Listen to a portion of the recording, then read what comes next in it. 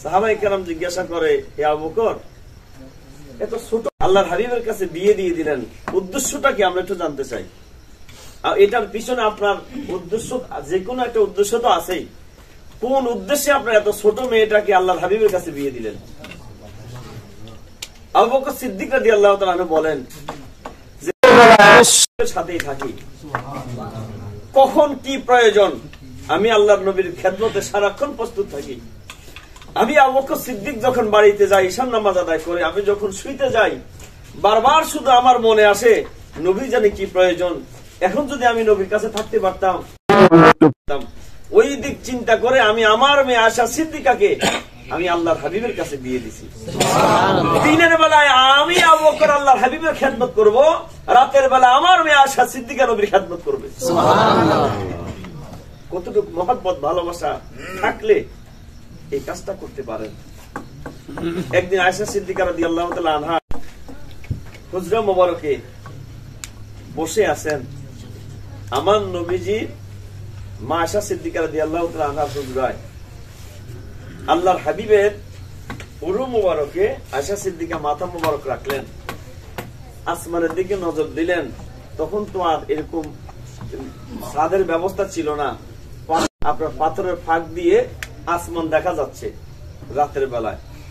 হঠাৎ করে আয়েশা সিদ্দিকা রাদিয়াল্লাহু তাআলা আনহা বলে, ইয়া রাসূলুল্লাহ, এই যে আসমানে কোটি কোটি কোটি কোটি অগণিত তারকা দেখা যায়, এই পরিমাণ নেক কি আল্লাহ পাক কারো আমলনামায় দিছে?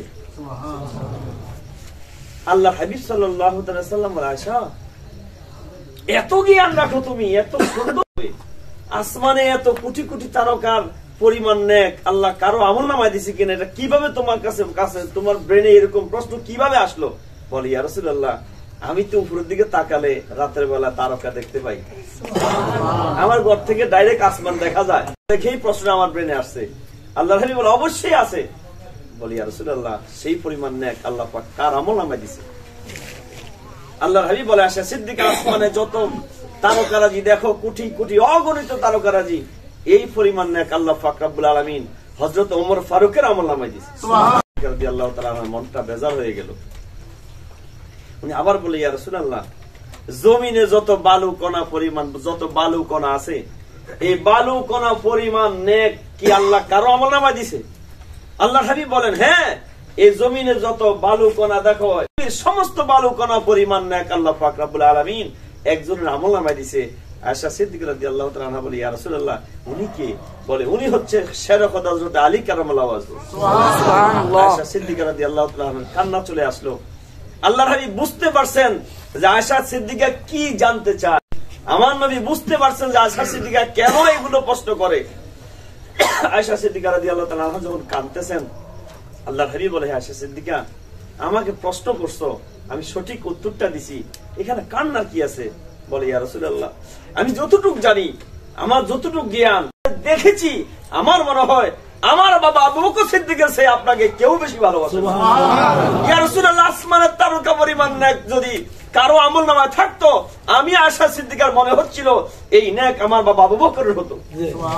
জমিনে যেই পরিমাণ বালু কণা আছে, কারো আমলনামা আল্লাহ পাক দিত, আমি আয়েশা সিদ্দিকার বিশ্বাস ছিল এই পরিমাণ নেক আল্লাহ পাক আমার বাবা আবু বকর সিদ্দিককে দিত। আপনি আসমানের তারকা পরিমাণ নেকের কথা ওমর ফারুককে বললেন, জমিনের বালু কণা পরিমাণ নেকের কথা আলী কারামাল্লাহু ওয়াজহুকে বললেন, এখানে আমার বাবা কোথায়? আল্লাহর হাবিব বলেন, হ্যাঁ, চোখের পানি মোছো, কান্নার কোনো কারণ নাই। তুমি জিজ্ঞাসা করতে চাইছো আসমানের তারকা পরিমাণ নেক আল্লাহ পাক কারামাল্লাহু দিছে, আমি জবাব দিলাম। জমিনে বালু, এই বালু কোন পরিমাণ নেক কার আমলনামা আল্লাহ পাক দান করেছে জানতে চেয়েছো, আমি জবাব দিয়েছি। আয়েশা সিদ্দিকা, জানতে চাও তোমার বাবার শান আমার মাওলার দরবারে কত মহান?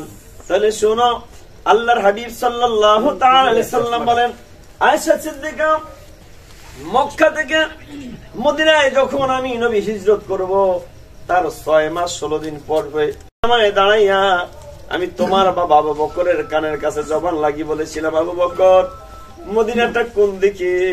আপনি আবু বকর মদিনার রাস্তা চিনেননি।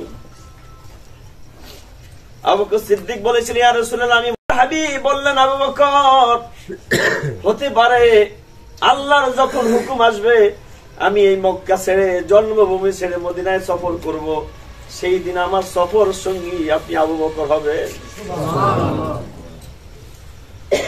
6 মাস 16 দিন পূর্বের কথা। দিন আল্লাহর হাবিব মক্কা থেকে মদিনায় হিজরত করবেন, সেদিন আমার নবী রাহমাতুল আলামিন রাতের গভীরে আবু বকর সিদ্দিক রাদিয়াল্লাহু তাআলা আনহুর ঘরের দরজায় এমন একটা সময় গিয়ে আবু বকর বলে ডাক দিলেন, যখন দুনিয়ার মানুষগুলো আদালতের দরজাগুলো বন্ধ হয়ে গেছে, পশু পাখিগুলো তাদের নিয়ে চলে গেছে, এমন একটা মুহূর্তে গভীর রাত্রে আল্লাহর হাবিব আবু বকর সিদ্দিক রাদিয়াল্লাহু তাআলা আনহুর ঘরের দরজা গিয়ে হাতটা লাগিয়ে আবু বকর বলে ডাকটা দিতে দেরি আবু বকর সিদ্দিক লাব্বাইক ইয়া রাসূল সুবহানাল্লাহ। আল্লাহর হাবিব আবু বকর, রাতের এমন একটা মুহূর্তে আমি আপনার ঘরে দরজা আসলাম, যখন দুনিয়ার মানুষগুলো ঘুমিয়ে পড়েছে, পশু পাখিগুলো তাদের নিয়ে দুনিয়ার মানুষ সবাই বিশ্রাম নেয়, সবাই যখন ঘুমের ঘরে, ওই মুহূর্তে আপনার ইয়া আবু বকর বলে ডাক দেওয়ার সঙ্গে সঙ্গে কেমন করে লাব্বাইক ইয়া রাসূলুল্লাহ বলে দরজা খুলে দিলেন। আবু বকর সিদ্দিক বলে, ইয়া রাসূলুল্লাহ, আপনার মনে আছে কিনা আজ থেকে 6 মাস 16 দিন পূর্বে দাঁড়াইয়া আমি আবু বকরের কানের কাছে যখন জবানটা লাগিয়ে বলেছিলাম, আবু বকর মদিনাটা কোন দিকে, আমি সফর করব, সেই দিন হিজরতের সঙ্গী তুমি হবা। ইয়া রাসূলুল্লাহ, আমি বুঝতে পেরেছি আপনার হিজরতের সঙ্গে আমি আবু বকর আপনার সঙ্গে সারাক্ষণ থাকি, যদি রওনা দেন বলবেন আর রওনা হয়ে যাব। ইয়া রাসূলুল্লাহ, রাতের বেলা ইশার নামাজের পর যখন আমি চলে আসি ঘুমাইতে যাই, আমার মনে হয় সারাদিন নবীর সঙ্গে ছিলাম, নবী তো সফর করে নাই, এখন রাতের বেলা যদি ঘুমিয়ে যাই, আর এই রাত্রে যদি রাহমাতুল আলামিন আমার ঘরের দরজায় আসে মদিনা হিজরত করার জন্য, ইয়া আবু বকর বলে নবী দাঁড়িয়ে দাঁড়িয়ে যদি আমি আবু বকরকে ডাকে, আর আমি আবু বকর যদি শুয়ে শুয়ে ঘুমাই, মাওলার দরবারে আমি আবু বকর কি জবাব দিব? ইয়া রাসূলুল্লাহ, বল্লাহে 6 মাস 16 দিন ইশার নামাজটা আদায় করে খাওয়া দাওয়া শেষ করে দরজার সঙ্গে দরজা লাগাইয়া, খিলকিটা না লাগাইয়া, আমার পিঠটা দরজার সঙ্গে লাগাইয়া সারা রাত আপনি নবীর জন্য আমি অপেক্ষা করি। আমি আবু বকর সিদ্দিকের কোন সময় এইভাবে অপেক্ষা করি যেন আল্লাহর হাবিব ইয়া আবু বকর বলে নামটা ডাক দেওয়ার সঙ্গে যেন আমি আবু বকর দরজা খুলে দিতে পারি। সুবহানাল্লাহ। আল্লাহর হাবিব সাল্লাল্লাহু আলাইহি ওয়াসাল্লাম কি সিদ্দিক রাদিয়াল্লাহু তাআলা আনহু রওনা হলেন। নবীজি ক্লান্ত, আর হাঁটতে পারেন। আল্লাহর হাবিব বলে, আবু বকর, আমার বেশি ভালো লাগে না, একটু বিশ্রামের দরকার, কোথায় যদি একটু বিশ্রাম নেওয়া যায়। আবু বকর সিদ্দিক বলে, ইয়া রাসূলুল্লাহ, কাফেররা তো পিছন দিক দিয়ে আসতেছে, করি আমরা ধরা পড়ে যাব। আল্লাহর হাবিব বলে, আবু বকর, দেখুন ওই পাহাড়ের উপর একটা গুহা দেখা যায়, চলো না আমরা ওই পাহাড়ের গুহার ভিতরে একটু আত্মগোপন করি, একটু অবস্থান করি।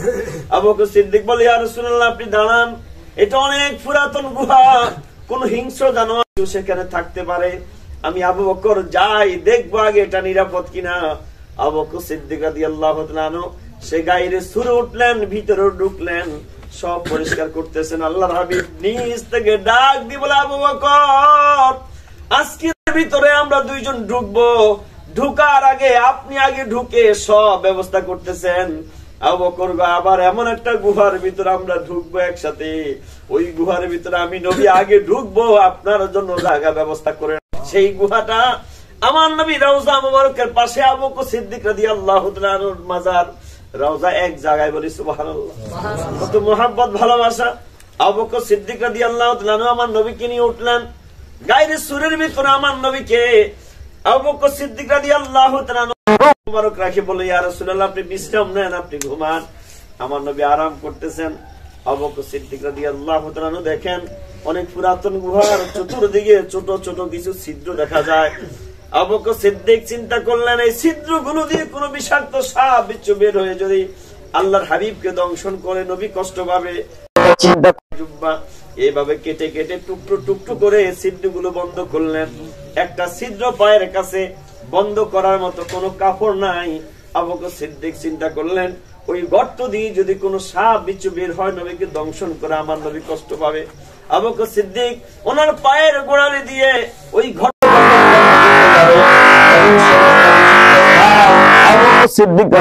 দংশন করলেন। আবু বকর সিদ্দিক রাদিয়াল্লাহু তাআলা আনহু কিসের যন্ত্রণায় কাতরাচ্ছেন, চিৎকার দেয় না নবীর আরামের ব্যাঘাত ঘটবে।